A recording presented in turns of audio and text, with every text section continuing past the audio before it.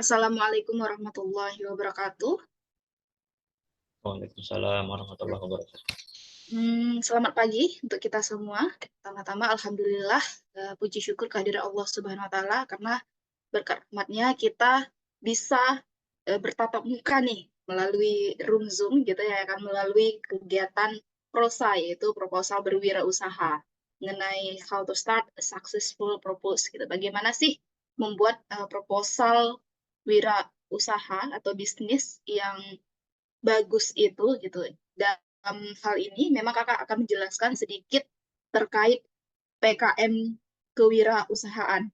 Cuman sebelumnya kakak mau disclaimer dulu bahwa kalau dari segi pengalaman di bidang PKMK, kakak belum pernah nyoba, tapi kakak juga sudah selalu mempelajari gimana sih pengalaman dari teman-teman, terutama yang sudah sukses, bahkan ada teman yang memang di usia 25 tahun udah financial freedom gitu. Makanya dari jejak perjalanan mereka, ditambah lagi mungkin sebelumnya juga pernah ikut PMW hingga di KMI, dari situlah akhirnya mencoba nih untuk membantu, memotivasi mana tahu bisa berhasil untuk membuat proposal yang bagus di PKMK. Baik, sebelumnya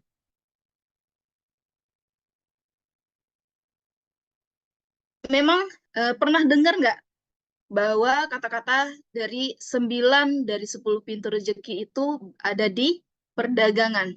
Sepertinya teman-teman juga sudah sering gitu ya, bahwa sangat banyak rezeki yang akan kita dapatkan melalui berwirausaha atau berbisnis dan lain sebagainya. Karena selain kita mencari nafkah untuk diri kita, tapi kita juga membantu orang lain. Kita membuka pekerjaan untuk orang lain, orang banyak gitu. Makanya memang luar biasanya dari berwirausaha ini, selain dari kita juga bisa bermanfaat untuk orang banyak. Nah, cuman pertanyaan dari kakak adalah, bisakah mahasiswa berwirausaha, tapi ya, berwirausaha tapi tetap taat juga gitu ya kan, IPK-nya juga bagus, kemudian bisa berprestasi, dan tentu kita tadi sambil berwirausaha sehingga berpenghasilan gitu. Memang pada kenyataannya sulit ya, kalau seandainya kita mencoba, sulit untuk bisa semuanya ini dapat, tapi banyak juga teman-teman kita yang berhasil mencapai semuanya ini, semuanya itu seimbang gitu. Jadi punya penghasilan juga dan IPK-nya juga bagus, perkuliahannya juga bagus gitu. Tapi bagaimana caranya? Nah, salah satu caranya itu ya memang mengikuti program kreativitas mahasiswa, khususnya itu di bidang kewirausahaan. Nah, mungkin sedikit kita kenalan dulu terkait PKM ini, yaitu kalau definisi menurut kakak, PKM ini adalah program yang bisa mengakselerasi keterampilan kita sebagai mahasiswa, yang kalau di perkuliahan itu hal-hal dasar, tapi untuk mengakselerasinya, biar maksimum nih segala keterampilan yang kita punya, ya salah satunya ikut program-program seperti PKM. Adapun kok bisa Kak skill kita ini akan ditingkatkan gitu, dimaksimalkan? Ya, karena di sini kita memang akan dilatih terkait skill-skill untuk hidup di abad 2021. Contohnya gimana kalau kita nantinya ya, ini akan mengasah kita dalam lebih fleksibel. Oh, kalau ada urusan ini kita bisa nyambil 2 atau 3 kegiatan sekaligus tapi tetap maksimal gitu ya kan. Bagaimana kita eh, meningkatkan leadership-nya nanti, bagaimana kita bisa lebih cepat untuk berinisiatif, lebih peka terhadap lingkungan sekitar, bagaimana sih bisa lebih produktif dibandingkan hari-hari sebelumnya, bagaimana sih kita bisa mempunyai sosial, ya, kemampuan keterampilan bersosial, sehingga dalam kita bersosial itu punya banyak manfaat dan lain sebagainya.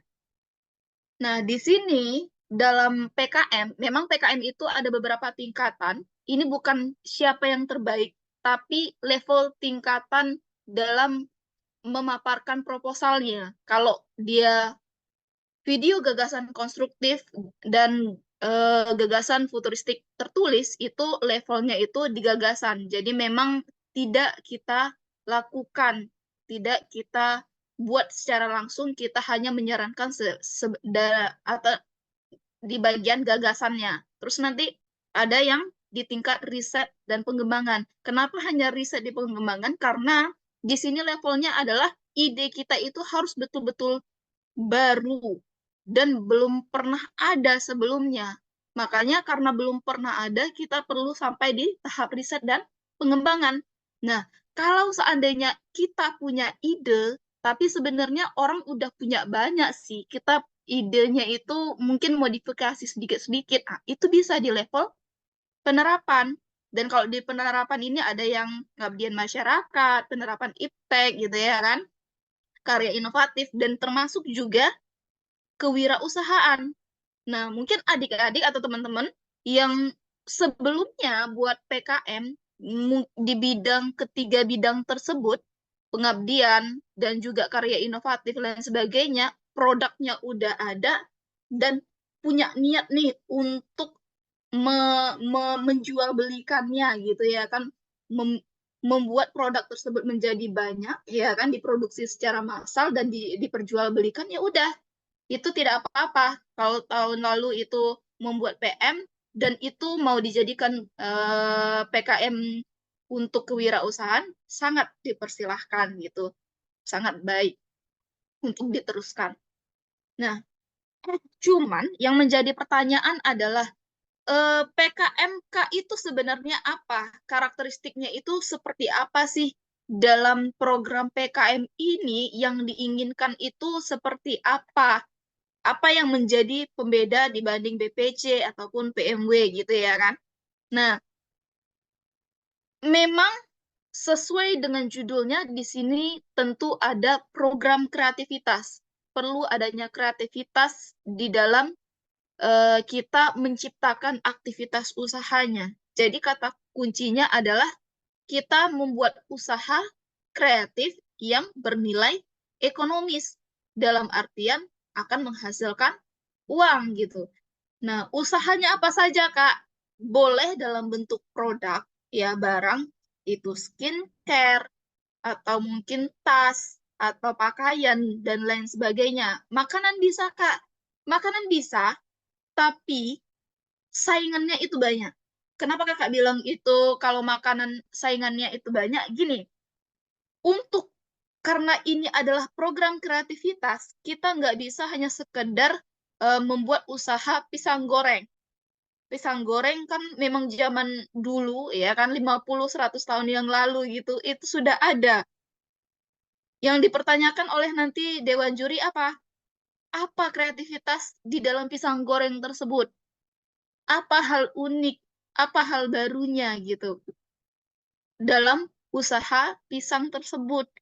Nah, bisa nggak ada hal baru selain cuma sekedar kita menggoreng pisang dan itu dimakan?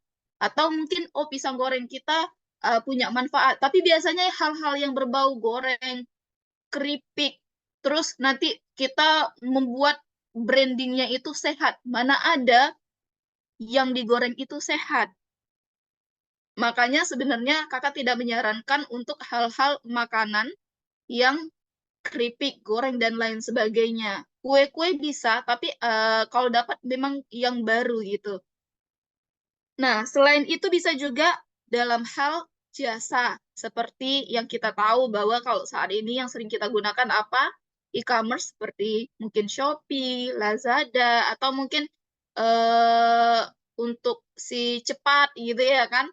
Atau mungkin jasa di pengiriman lainnya, Gojek dan lain sebagainya. Ada nggak hal baru yang kita punya ide di bidang jasa gitu?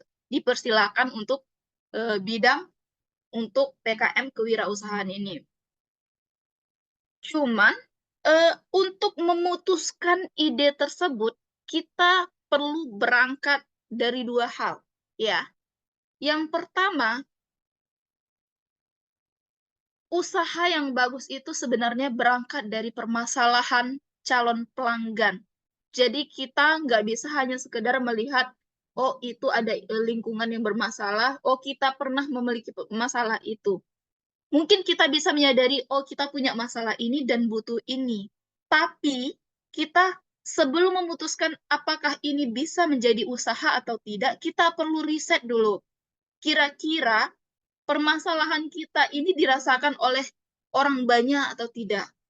Pelanggan kita itu membutuhkan itu juga atau tidak gitu.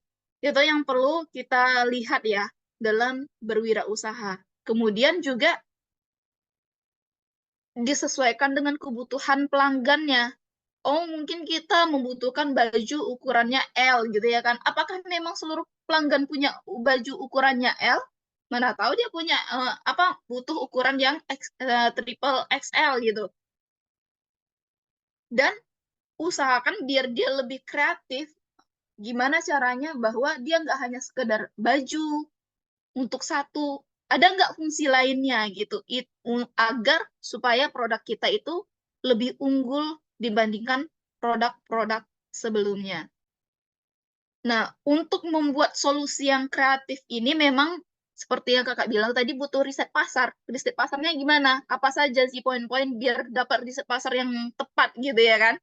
Nah, ya itu bisa dengan melihat potensi dan peluang pasarnya. Seberapa banyak pelanggan, calon pelanggan kita akan berminat tentang ini. Jadi kemampuan kita untuk melihat selera pelanggan itu adalah poin penting dalam membuat wirausaha yang bisa berjalan 10 tahun ke depan, 20 tahun ke depan, sampai mungkin 7 turunan gitu ya kan. Nah, kemampuan inilah jadi kunci pentingnya.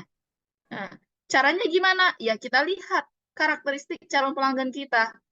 Mungkin bisa kita spesifikasi untuk anak-anak gimana karakternya, untuk remaja gimana karakternya, untuk orang dewasa yang sambil bekerja gimana karakteristiknya, untuk yang udah lansia gimana karakteristiknya, lebih cocok yang mana untuk produk kita, untuk usaha kita. Terus kira-kira kita juga perlu nih melihat keunggulan produk. Gimana sih cara melihat keunggulan produk itu? Kita bisa melihat produk orang lain. Kita telaah unggulnya mereka itu di bidang apa, kok bisa unggulnya di situ gitu. Apakah memang dari segi komposisi atau mungkin servisnya gitu ya kan? Terus kita lihat kurangnya itu di mana. Oh, kurangnya di sini. Sehingga kita bisa buat produk kurang lebih seperti mereka, kita tambahkan keunggulan kita, dan kita minimalisir kesalahan usaha orang lain menjadi usaha kita itu. Kurangnya di mana, ya udah kita usahakan gimana caranya kita bisa menutupi kekurangan itu gitu. Sehingga itu bisa menjadi keunggulan dari produk kita. Selain itu apa? Kita perlu mempertimbangkan juga risiko. Memang biasanya dalam membuat ya, kita membuat startup atau wirausaha di tahap awal jelas yang paling sulit adalah bagaimana membuat mencari pelanggan dan pelanggan itu bisa loyal seperti kita. Nah, risikonya salah satunya mungkin untuk 1 tahun 2 tahun pertama ya modalnya sedikit balik atau bahkan ada yang belum bisa balik modal. Dan itu yang perlu kita pikirkan. Kita eh, harus bisa melihat kalau kita memilih usaha ini akan ada risiko tentang ini, akan ada risiko tentang ini. Kenapa kita perlu tahu risikonya apa saja? Biar mental kita lebih siap. Oh, nggak apa-apa. Ini hal biasa dalam berwirausaha untuk 1 tahun ke depan, ya kan? Memang tidak terlalu banyak, tapi di tahun kesekian itu akan bisa melonjak drastis sehingga bisa balik modal bahkan lebih melebihi gitu ya kan? Menurut teori yang lain. Nah, sehingga kita nggak mudah menyerah nih ketika usaha kita itu kurang berjalan di waktu sekian gitu. Nah, setelah menjabarkan atau kita berpikir kritis tentang itu, nantinya kita akan berhasil itu menemukan tujuan besar dalam kita berwirausaha.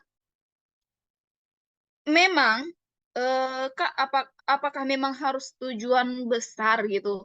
Kalau tujuan-tujuan kecil aja nggak boleh? Sangat boleh. Tapi lebih baik lagi kalau seandainya tujuan besar. Di sini Kakak mencontohkan memang langsung untuk yang level usahanya udah sampai dapat medali di timnas gitu ya, yang memang juara-juara. Kenapa? Biar level berpikir kita itu juga naik. Nggak apa-apa ekspektasi kita tinggi, sehingga apa kata Soekarno, tidak apa kita bermimpi setinggi mungkin, karena ketika jatuh kita akan jatuh di antara bintang-bintang. Ya, nah, dan biasanya memang wirausaha yang paling bertahan atau bisnis yang bertahan adalah yang tujuannya besar. Contohnya itu apa? Seperti Gojek ya kan, atau Grab. Di mana dulu permasalahan yang dihadapi apa? Pendiri dari Grab atau Gojek itu mereka merasa bahwa sulit untuk mendapatkan ini kendaraan umum gitu. Sedangkan yang pihak ojek ya, abang-abang ojek itu juga sulit mendapatkan pelanggan, nggak ada titik temunya gitu ya kan. Ketika kita ingin buru-buru nih tapi nggak nampak ojeknya gitu ya kan, ojeknya juga nggak jumpa kita, makanya dipertemukan melalui aplikasi gitu. Dan itu merupakan yang dirasakan se-Indonesia, itu menjadi visi besar gitu ya kan. Nah, begitu juga ini contoh dari kakak kita juga yang sudah berhasil mendapat medali perak kala itu. Dia menemukan bahwa permasalahannya adalah di Binjai itu banyak limbah ranting pohon rambutan. Dan gimana ini menciptakan usahanya, yaitu membuatnya dalam bentuk tas. Dan sekarang juga sudah bentuk berbagai jenis barang. Sehingga, nah, inilah yang mengantarkannya untuk ke PIMNAS dengan konsep-konsep yang melihat permasalahan yang ada, gimana caranya agar limbah ranting ini yang awalnya dibiarkan saja sehingga bisa bermanfaat menjadi sebuah tas. Memang di sini ya kita akan membutuhkan mungkin orang yang keuangannya, yang tahu bagaimana mengelola keuangannya gitu ya kan, dan juga tahu bagaimana menciptakan tas yang cantik, yang sesuai dengan minat pembeli gitu ya. Pembeli mau membeli tas ini dibandingkan tas pada umumnya yang sudah ada, kurang lebih seperti itu.